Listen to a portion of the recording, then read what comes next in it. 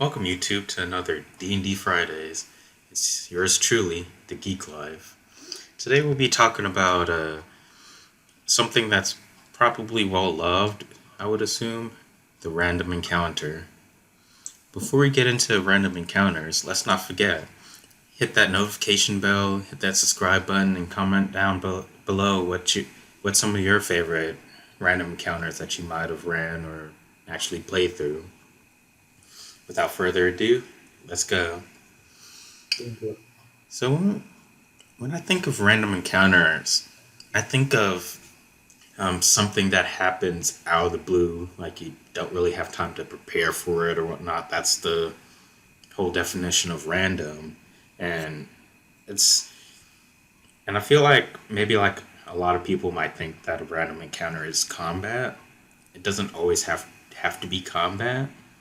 It could just be, oh yeah, random encounter. You find a couple of gems on the ground, or hey, you find this one NPC that's just sitting reading a book. You can talk to him if you like, or whatever it may be. Typically, it is a combat, but it doesn't always have to be. I think that it has to fit the situation that it might be, and and there's a lot of cool stuff that a random encounter really does. To me, I think probably my favorite thing that a random encounter brings really is just it breaks up the monotony of what the players are going about doing. The players might be like, "Oh, hey, I'm just doing like a shopping a session now. We're all at the trinket shop trying to figure out what trinkets we want to buy for our characters." Random encounter, you find a couple of thugs nearby trying to steal from the next door neighbor's shop. What do y'all do now? I think random encounters, like you said, can break up the monotony, but I also think they could be used as story hooks, right? You don't have to plan, you don't have to follow a progression to get your players to follow the story that you want, right? You could throw in random encounters here and there with different minor characters from the main story plot to see if that hooks them or something, right? Introduce them to an ally or an enemy in this case, to where it leads them down a specific path. But in the context of what they were doing, whether it was like an encounter inside of another, they were doing another encounter, this one popped up, or shopping trip, or just traveling down the road, or um, whatever it might be, right? I think that you can use those random encounters in that regard too. Yeah, yeah, I agree. I'm like, story hooks is a great way to utilize random encounters, like you said. Whether whether it's for a side quest or like the main story or whatnot, it can definitely be used for that. And and sometimes random encounters can be pretty fun. It can be pretty exciting as well. I guess the one other thing with random encounters is you always want to plan out, like at least have a couple of planned random encounters in your back pocket just in case you need to pluck one out for various reasons. Yeah. Like me personally, I create like an Excel spreadsheet with different random encounters based on different landscapes. Like I have a tab for like forest and jungles, another tab for like ice worlds, another tab for like city streets and stuff like that. So if I'm having trouble like figuring out what do I want to do next, I can just consult that and say, hey, no reason, somebody roll me a d12 for me real quick. not subtle at all. Not subtle at all. Yeah, that's if I'm going for the non-subtle approach. If I'm going for the subtle approach, I'll just go in d20, which is my virtual dice of choice, and just do a quick d12, d20, whatever it may be, to see what pops up. So there's definitely the subtle and the non-subtle way of figuring out what random encounter pops up. Yeah, I think there's a lot of uh, excitement that comes with random encounters, right? Whether you have the player roll it to determine their fate, or whether you're doing it in secret. I think random encounters really embody the essence of D&D, right? Because in real life, you never know what's going to come at you, right? You never know what's going to happen. You don't know who you're going to run into.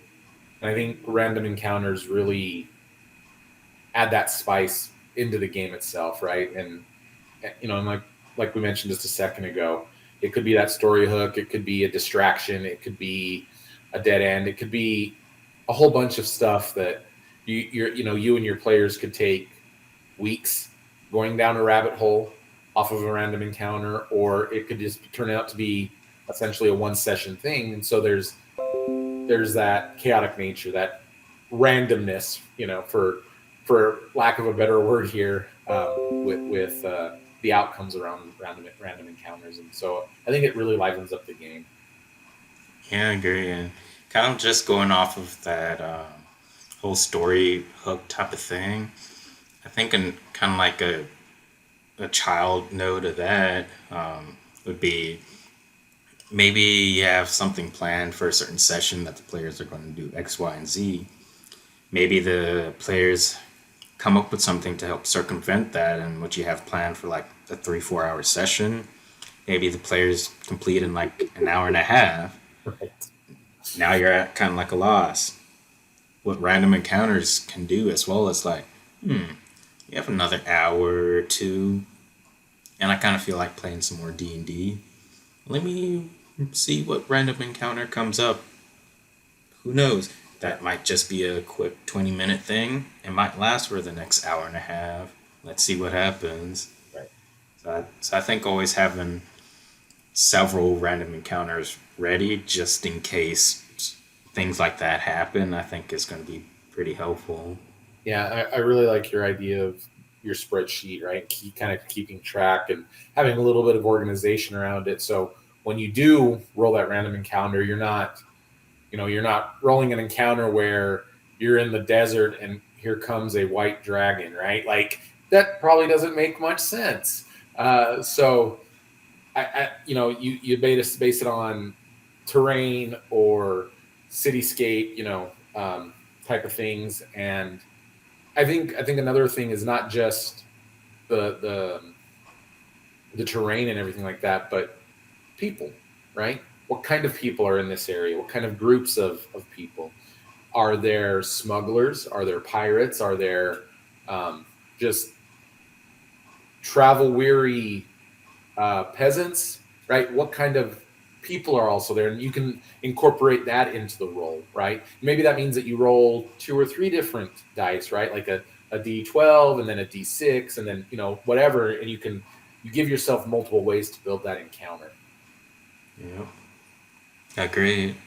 And and I think it, and I, probably not every player might think like this, but I think for a lot of players, having that sense of I'm not sure what's going to happen when kind of gives that mystery, that excitement as well. It's like, it's like we might be surprised the first time or two we see a random encounter, but if we know random encounters are a thing, we're excited to see, oh, we might be having a random encounter in the middle of this dungeon that wasn't planned or whatever it may be, so we need to keep on our toes type of thing. Exactly. I definitely agree with that sentiment. Yeah. And just going back to what was said earlier, it's like not all random encounters have to be a part of one of the 3 pillars of D&D. It could just be something as simple as, hey, you find this glowing sword that's been pressed up against a tree. Is it free to take? Is the owner nearby? What's going on? Do you want to try to take that? It might be a magic item. You don't know. Make moral decisions that are like random encounters. Like that's an interesting aspect of that too, right? Do I steal the sword? Do I try and find the owner? Do I just leave it there? Those are little twists on that idea too. hmm So I think random encounters should be definitely a part of more D&D campaigns. Does it have a place in every single campaign? I have no clue, because it's up to that GM, that campaign, how many random encounters would actually fit in that campaign and when, if at all. So I would definitely urge GMs to really take a look and see does this make sense at what point in my campaign. I think you hit on a point there, Nakai, that makes sense, and that GMs need to think about is if you want to have a quick, efficient, straight to the point campaign, random encounters probably don't make a lot of sense to include, right? Because you're doing it in the moment and you're figuring stuff out, right? You don't have everything laid out. But at the same time, if you do want to include those random encounters, you've got to realize that you're introducing a little bit of chaos into your life as a DM, because you don't know what's going to come up, right? You're letting the dice essentially figure out the next X number of minutes, X number of hours worth of campaign that you haven't planned out necessarily, right? You can put little pieces of the plan in there potentially, but if you're going to just let the dice decide, then you're going to have to be quick on your feet with some of this stuff. So I think that's a good point that you maybe inadvertently brought up there. And kind of like the brother to that is if you do decide to really bring in random encounters and use random encounters, I think one of the key points is figuring out how often you should have these random encounters. Because if you decide on using it, you shouldn't have it. I feel like you shouldn't have it too sparsely, which could be determined on your campaign, but it shouldn't be too often. It shouldn't be like every 5 minutes or every 2 minutes random encounter, unless it's some sort of like dungeon crawl thing. Then that might work, I guess. Depending on what kind of dungeon it is. Absolutely. Yep. Yeah. You want them to feel genuine and spontaneous and unique, and not just, well, time to see if you guys get attacked again. Oh, you've walked 10 feet. All right, let's roll that dice. Yep, and it really kind of after a while of doing that too often, the players kind of get into that mode of, all right, now we need a sword of warning or somebody pick up the alert feed or whatever it may be. And I think the other thing with random encounters is when it comes to treasure as well. In the back of the DMG, there's what like 7 magic item tables or something to that degree, A through I. I personally like using those random treasure here and there sparsely throughout. That kind of adds a little bit of I guess excitement to the players as nobody knows what the heck you're gonna get. And then at the same time, sometimes that could take the edge off of the GM in terms of I don't know what to give them. Let me roll on the B magic item table or something like that, and that's just a quick and easy D100. Yep. Which, to be honest, a part of me does like using those magic item tables because that's about the only time I actually use the D100. So it's kind of fun to actually have players use that dice for once. Sure. Because Definitely. not every player plays a cleric to play a divine intervention special feature that they get on 10th level. That they have a very small chance of actually getting to work pre level 20, assuming that you actually get up to that level. Exactly. So there's definitely a lot of cool things you can do. I'm sure there's other places with random monster encounters. I think in Xanathar's, I want to say, that has a random counter table for a bunch of different like forests and city streets and stuff like that. So you can definitely use that either as it is or as inspiration for creating your own table of random encounters. Um, I would probably, to me, I kind of think that the tables in Xanathar's and other things, those are really great for new GMs to really utilize. And I think experienced GMs would probably get a lot more mileage and use out of maybe just using their experience and whatnot as inspiration and create your own magic item tables, random encounter tables, what have you, based on the things you want to see in your campaign. Yep. Yeah. I think there's a lot of good resources, and the best resource of all is your imagination. Yeah.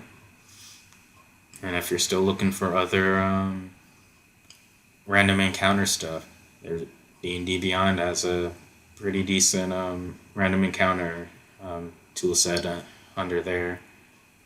Not saying that we're endorsed by them or anything, but if D&D Beyond does hear this, wouldn't mind being endorsed. Always got to put the brand first. Always got to put the brand first. Yeah. I mean, we can't be 100% geeky without the geeky tools, right?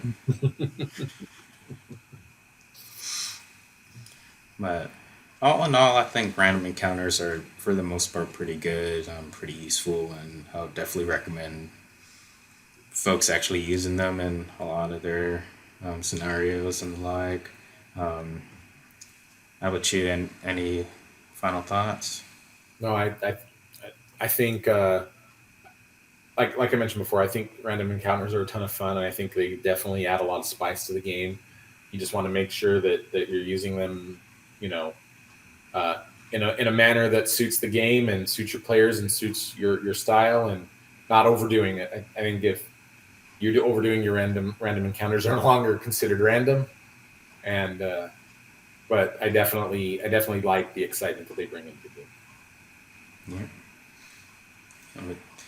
And with that, we'll call today's random encounter video a close. We'll see you next week for a not so random video. And until then, keep y'all's lives geeky, you two. Bye, everybody.